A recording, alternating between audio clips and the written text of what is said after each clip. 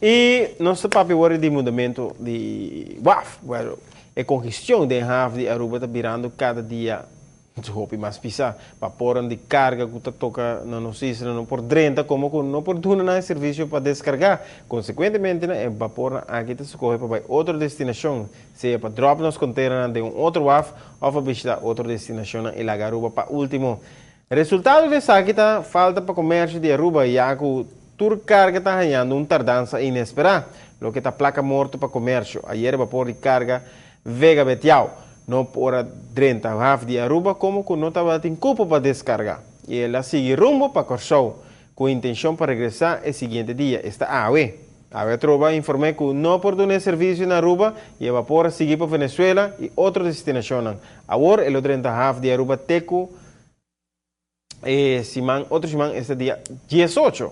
Está mostra que a mudança de nosso WAF de container de mais urgência do que Hopita quer aparentar.